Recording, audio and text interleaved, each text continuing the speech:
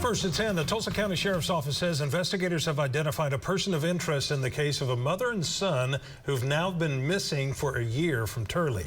Thanks for joining us tonight. I'm Craig Day. And I'm Lori Fulbright. Nobody has been arrested or charged, and the family of Cookie Parton and her son Dewayne Selby are at a loss for what happened to them and why. This case is full of questions, and the family believes somebody out there has those answers, and they want people to come forward, no matter how small that piece of information might seem. At 80 years old, Cookie Parton got around better than some 60-year-olds. She still worked at a bookstore, planted flower gardens, and was active in the horse business that she had partnered with her son Dewayne and his friend Jack Grimes for 20 years. When Dewayne and then Cookie went missing last October, it's made the family worry about their safety, which is why Cookie's daughter is reluctant to have her face on TV. That's been the hardest part. Going in her room.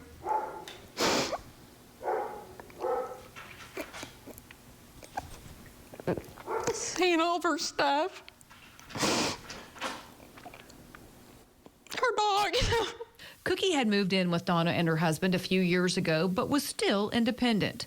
Dewayne and Jack had planned to go to a horse show in Dallas and buy a horse, but they never showed. When Cookie heard that, she went to police Monday morning to file a missing persons report. But police needed Dewayne's social security number, so Cookie decided to drive to Turley, to Jack and Dewayne's house, get Dewayne's card, and then come home the same day. A simple 2-hour trip. I'm not staying the night. I'm just going to go up there and get information. And I said, okay, be careful. When Cookie didn't come home, that's when Donna and her husband went looking for her on Tuesday. But they didn't get any answers.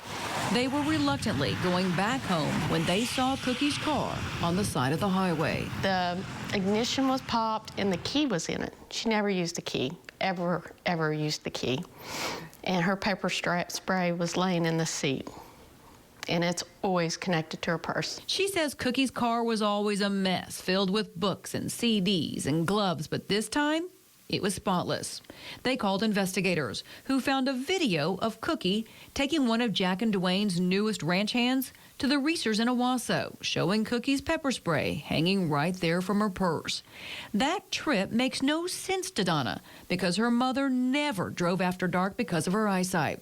She says Jack was known to give a helping hand to people down on their luck who were homeless or an addict. And he'd been there about 2 months before this happened. Okay. And my brother said he just felt sorry for him and, do a few chores, we'll let you stay in the barn. She says that ranch hand had access to the house so he could shower and do laundry, and the food he and Cookie bought in Owasso was still in Jack and Dewayne's refrigerator. Donna says there was only one phone number on Cookie's bill they didn't recognize, and it was called right before the trip to Reesers and right afterward to a homeless camp in Tulsa.